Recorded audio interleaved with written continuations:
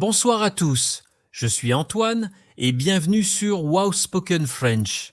Gabriel, tu ne vas jamais croire ce qui m'est arrivé aujourd'hui dans le métro. Bonsoir, chers auditeurs. Oh là là, Antoine, tu as l'air très excité. Qu'est-ce qui s'est passé? Raconte-nous. Alors voilà, ce matin je devais prendre le métro pour aller au travail. Je suis arrivé à la station et j'ai vu qu'il y avait beaucoup de monde sur le quai. Vraiment beaucoup de monde. Ah oui, c'est normal aux heures de pointe. Et alors, qu'est-ce qui s'est passé ensuite? J'ai attendu le métro pendant 5 minutes. Quand il est arrivé, tout le monde s'est précipité vers les portes. Moi aussi, bien sûr, mais quelque chose de très bizarre est arrivé. Bizarre? Comment ça? Dis-nous vite, Antoine. Chers auditeurs, avez-vous déjà vécu une situation étrange dans les transports en commun? Écrivez-nous dans les commentaires. Alors, je suis monté dans le métro et j'ai remarqué un homme qui portait un costume de gorille. Oui, un vrai costume de gorille complet. Un costume de gorille dans le métro? Mais pourquoi? C'était peut-être pour une fête ou un événement spécial. C'est exactement ce que je me suis demandé. Mais attends, l'histoire devient encore plus intéressante. Cet homme en costume de gorille tenait une guitare et a commencé à chanter. À chanter dans le métro? Ah, c'est vrai qu'on voit souvent des musiciens dans le métro parisien. Mais en costume de gorille, c'est original. Exactement. Il chantait des chansons françaises classiques. Tout le monde dans le wagon le regardait. Certaines personnes souriaient, d'autres prenaient des photos avec leur téléphone. C'est amusant. Et toi, t'as fait quoi? T'as écouté sa musique? Oui, j'ai écouté. Il chantait vraiment bien. Après 2 chansons, il a passé son chapeau pour demander un peu d'argent. Beaucoup de passagers lui ont donné quelques pièces. C'est gentil. Les artistes de rue travaillent dur pour gagner leur vie. Gabrielle est curieuse. Est-ce que tu lui as donné de l'argent? Oui, je lui ai donné 2 euros. Mais ce n'est pas tout. À la station suivante, je suis descendu du métro parce que je devais changer de ligne. Ah oui, c'est ça. Quand on prend le métro, il faut parfois faire une correspondance. Quelle ligne as-tu prise après? J'ai pris la ligne 4. Pour aller de ma station à mon bureau, je dois changer à Châtelet. C'est une grande station avec beaucoup de passages souterrains. Châtelet. C'est une des stations les plus grandes de Paris. On peut facilement se perdre là-bas. Est-ce que tu t'es perdu, Antoine? Non, je connais bien cette station. Mais j'ai marché pendant presque 10 minutes dans les couloirs pour arriver à l'autre quai. C'est vraiment grand. 10 minutes. Chers auditeurs, avez-vous déjà pris les transports en commun à Paris? Connaissez-vous la station Châtelet? Partagez vos expériences avec nous.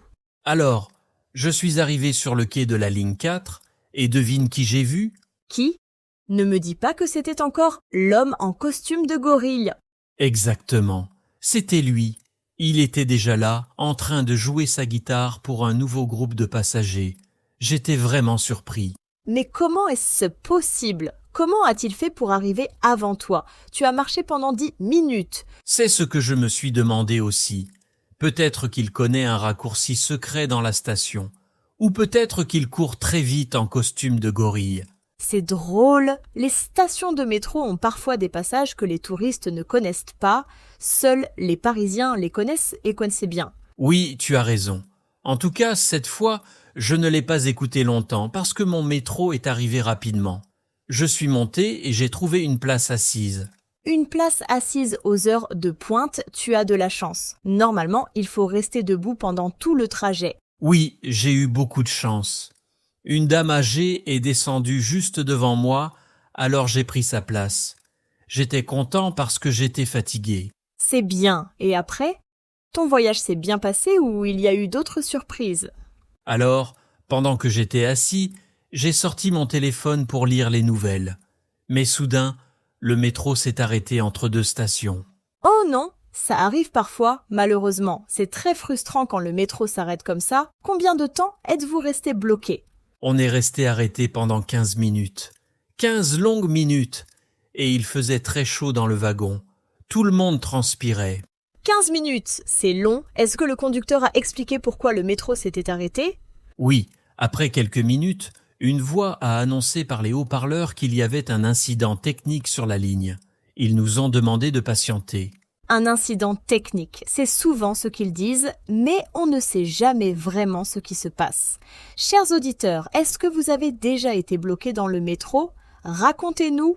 Exactement. Personne ne savait vraiment ce qui se passait. Certains passagers ont commencé à se plaindre. Une femme parlait au téléphone en disant qu'elle allait être en retard pour son rendez-vous. C'est toujours stressant d'être en retard à cause des transports. Moi aussi, ça m'est arrivé plusieurs fois. Et toi, Antoine, tu étais stressé? Un peu, oui. J'avais une réunion importante à 9 heures. Mais j'ai pensé qu'il n'y avait rien à faire, alors j'ai essayé de rester calme. C'est la bonne attitude. On ne peut pas contrôler les problèmes des transports en commun. Il faut juste être patient. Oui, tu as raison. Finalement, après 15 minutes, le métro a redémarré. Tout le monde a poussé un soupir de soulagement. On était content de bouger à nouveau. Heureusement. Et tu es arrivé à temps pour ta réunion? Oui, mais j'avais seulement 5 minutes de retard. Mon chef a été compréhensif. Il prend aussi le métro tous les jours, donc il comprend les problèmes. C'est bien. Beaucoup de gens à Paris prennent le métro pour aller travailler. C'est rapide et pratique, même s'il y a parfois des problèmes. Exactement. Même avec les retards et les pannes, le métro reste le meilleur moyen de se déplacer dans Paris. C'est plus rapide que la voiture, surtout avec les embouteillages. Absolument. Et puis, avec le métro, on ne cherche pas de place de parking. Ça, c'est un gros avantage. Gabriel adore prendre... Moi aussi. Et l'après-midi, quand je suis rentré du travail, j'ai encore pris le métro. Cette fois, le voyage était beaucoup plus calme. Ah oui? Pas d'homme en costume de gorille? Pas de panne? Non, rien de tout ça. J'ai eu un voyage normal et tranquille. J'ai même pu lire mon livre pendant le trajet. C'est agréable de lire dans le métro quand il n'y a pas trop de monde. Moi, j'aime aussi écouter de la musique ou des podcasts. Oui, beaucoup de gens écoutent de la musique avec leurs écouteurs. C'est une bonne façon de passer le temps pendant le trajet. Tu sais, Antoine, cette histoire me rappelle pourquoi j'aime les transports en commun. On ne sait jamais ce qui va se passer. Chaque jour est différent. C'est vrai, on rencontre toutes sortes de personnes. Des musiciens, des artistes, des touristes, des étudiants, c'est très varié. Exactement. Et chers auditeurs, nous aimerions savoir, prenez-vous les transports en commun régulièrement? Quelle est votre ligne de métro préférée? Dites-le nous en commentaire. Oui, et si vous avez vécu une expérience drôle ou étrange dans le métro, partagez-la avec nous. Nous adorons lire vos histoires. Maintenant, parlons un peu du vocabulaire utile pour prendre le métro. Antoine, quel mot est-ce qu'on utilise souvent? Bon, il y a beaucoup de mots importants. D'abord, il y a le ticket. On doit acheter un ticket pour entrer dans le métro. On peut acheter un ticket simple ou un carnet de 10 tickets. Oui. Et maintenant, beaucoup de gens utilisent une carte Navigo. C'est une carte rechargeable. On peut l'utiliser pour le métro, le bus et le tramway. Exactement.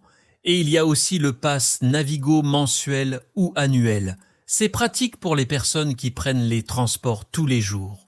Tout à fait. Et quand on entre dans la station de métro, on doit passer le ticket ou la carte sur le portillon. Le portillon s'ouvre et on peut entrer. C'est ça. Ensuite, on regarde les panneaux pour trouver la bonne direction. Chaque ligne a 2 directions différentes. Par exemple, pour la ligne 1, on peut aller vers La Défense ou vers Château de Vincennes. Très bien expliqué, Antoine. Il faut toujours vérifier la direction avant de descendre sur le quai. Sinon, on va dans le mauvais sens. Oui, ça m'est arrivé une fois. Je me suis trompé de direction et j'ai dû descendre, sortir et reprendre le métro dans l'autre sens. J'ai perdu beaucoup de temps. Ça arrive à tout le monde, ne t'inquiète pas. Surtout quand on est nouveau dans une ville, les touristes se trompent souvent. C'est vrai. Et il y a un autre mot important, la correspondance. Quand on change de ligne, on fait une correspondance. Exactement. Dans les grandes stations comme Châtelet-République ou Gare du Nord, on peut faire plusieurs correspondances. Il faut suivre les panneaux bleus qui indiquent les correspondances. Oui, les panneaux sont très utiles. Il y a aussi les panneaux jaunes qui indiquent la sortie. Si on veut sortir de la station, on suit les panneaux jaunes. Bien dit. Et chers auditeurs, pratiquez ce vocabulaire. Essayez de dire ces mots à voix haute. Ticket, portillon, correspondance, sortie. C'est important de pratiquer la prononciation. Oui, la pratique est très importante. Gabriel, est-ce qu'il y a d'autres expressions utiles pour prendre le métro? Bien sûr, par exemple, quand on veut demander son chemin, on peut dire « Excusez-moi, où se trouve la station de métro la plus proche ?» Bonne expression. Et si on est perdu dans le métro, on peut demander « Pardon, comment je peux aller à la Tour Eiffel ?» Excellent! Les Parisiens sont généralement gentils et aident les touristes. N'ayez pas peur de poser des questions. C'est vrai. Et voici une autre expression utile. Est-ce que je dois changer de ligne pour aller à cette station? Parfait! Et si on veut savoir combien de temps prend le trajet, on demande « Combien de temps faut-il pour arriver à cette station ?» Très bien. Chers auditeurs, répétez ces expressions après nous. C'est comme ça qu'on apprend le français naturellement. Absolument! La répétition est la clé de l'apprentissage. Écoutez et répétez, écoutez et répétez. Gabriel, je veux aussi parler du métro parisien en général. C'est un système vraiment impressionnant, tu ne trouves pas? Oh oui! Le métro de Paris a été construit en 1900. C'est un des plus vieux métros du monde, mais il fonctionne toujours très bien. Il y a 14 lignes de métro à Paris, plus 5 lignes de RER. Le RER, c'est un train qui va plus loin, dans la banlieue. Exactement. Si on veut aller à Versailles ou à l'aéroport Charles de Gaulle, on prend le RER, c'est plus rapide que le métro pour les longues distances. Oui, et le réseau est vraiment complet. On peut aller presque partout à Paris en métro. C'est très pratique pour les touristes et pour les Parisiens. Tout à fait. Et le métro fonctionne de 5h30 du matin jusqu'à 1h du matin environ. Les horaires changent un peu le week-end. C'est vrai. Le vendredi et le samedi soir, le métro ferme plus tard, vers 2h du matin. C'est pratique pour les gens qui sortent le soir. Oui, mais attention, si on rate le dernier métro, il faut prendre un taxi ou un Uber pour rentrer chez soi. Ça coûte plus cher. Absolument. C'est pour ça qu'il faut toujours vérifier l'heure du dernier métro avant de sortir. Bon conseil, Antoine. Chers auditeurs, quand vous visitez Paris, téléchargez l'application RATP sur votre téléphone. Elle montre tous les horaires et les itinéraires. Excellente recommandation. L'application est vraiment utile. Elle dit aussi s'il y a des perturbations ou des travaux sur les lignes. C'est vrai, les travaux sont assez fréquents, surtout le week-end. Parfois, une ligne est fermée et il faut prendre un bus de remplacement. Oui, les bus de remplacement. C'est pas toujours pratique, mais c'est nécessaire pour entretenir le réseau. Absolument. Parlons maintenant du bus. Antoine, tu prends aussi le bus parfois? Oui, bien sûr. Le bus est très agréable parce qu'on peut voir la ville pendant le trajet. Dans le métro, on est sous terre et on ne voit rien. C'est vrai. Le bus, c'est plus lent que le métro à cause de la circulation, mais c'est plus relaxant. On peut admirer l'architecture parisienne. Exactement. Et pour prendre le bus, c'est simple. On attend à l'arrêt de bus et quand le bus arrive, on monte par la porte avant. Oui, et il faut valider son ticket ou sa carte Navigo sur la petite machine jaune près de la porte. C'est obligatoire. Très important. Si on ne valide pas, on peut avoir une amende. Les contrôleurs vérifient parfois les tickets dans le bus. C'est vrai. Et dans le bus, il faut appuyer sur le bouton rouge pour demander l'arrêt. Sinon, le chauffeur ne s'arrête pas à votre arrêt. Bon point. Et quand on descend, on dit souvent merci au chauffeur. C'est poli et c'est la coutume en France. Oui, la politesse est très importante dans les transports français. Chers auditeurs, n'oubliez jamais de dire bonjour et merci. Absolument. Et il y a une autre chose importante. Dans le métro et le bus, on laisse les personnes descendre avant de monter. C'est la règle de base. Oui, et on cède sa place aux personnes âgées, aux femmes enceintes et aux personnes avec des enfants. C'est la courtoisie française. Exactement. Ces petites règles de politesse rendent les transports en commun plus agréables pour tout le monde. Tout à fait d'accord. Gabriel voit que tu es vraiment un expert des transports parisiens. Antoine. Merci Gabriel. C'est parce que je les utilise tous les jours depuis des années. On apprend beaucoup avec l'expérience. C'est sûr. Et chers auditeurs, n'ayez pas peur d'utiliser les transports en commun quand vous visitez la France. C'est le meilleur moyen de découvrir la ville comme un vrai Parisien. Oui, et si vous faites une erreur, ce n'est pas grave. Tout le monde fait des erreurs, même les Parisiens. L'important, c'est d'essayer et de ne pas avoir peur. Très bien dit, Antoine. La confiance est essentielle quand on apprend une nouvelle langue et qu'on découvre un nouveau pays. Exactement. Et maintenant, je veux savoir, chers auditeurs, quelle station de métro parisienne voulez-vous visiter? Écrivez-le dans les commentaires. Oui. Et dites-nous aussi quel moyen de transport préférez-vous? Le métro, le bus ou le tramway? Nous attendons vos réponses avec impatience. Avant de finir, Gabriel, je veux donner un dernier conseil aux auditeurs. Bien sûr, vas-y Antoine. Quel est ton conseil? Quand vous prenez le métro à Paris, faites attention à vos affaires. Il y a parfois des pickpockets dans les stations très touristiques. Gardez votre sac devant vous et ne laissez pas votre téléphone dans votre poche arrière. Excellent conseil. La sécurité est importante. Mais ne vous inquiétez pas trop, Paris est une ville sûre en général. Il faut juste être prudent. Oui, exactement. Avec un peu de bon sens, tout va bien. Profitez de votre voyage et amusez-vous. Parfait. Alors, chers auditeurs de Wow Spoken French, nous espérons que cet épisode vous a aidé à mieux comprendre comment utiliser les transports en commun en français. Oui, n'oubliez pas de pratiquer les expressions que nous avons apprises aujourd'hui. Écoutez cet épisode plusieurs fois si nécessaire. Et surtout, n'oubliez pas de vous abonner à notre chaîne Wow Spoken French. Nous publions de nouveaux épisodes chaque semaine. Exactement. Activez la cloche de notification pour ne manquer aucun épisode et laissez un commentaire pour nous dire ce que vous avez pensé de cette histoire. Oui, vos commentaires nous motivent beaucoup. Nous les lisons tous et nous adorons échanger avec vous. Et si vous avez des suggestions de sujets pour les prochains épisodes, dites-le nous. Nous voulons créer du contenu qui vous intéresse vraiment. Parfait. Alors, Antoine, on se retrouve la semaine prochaine pour une nouvelle aventure en français. Bien sûr, Gabriel, j'ai déjà plein d'autres histoires à raconter.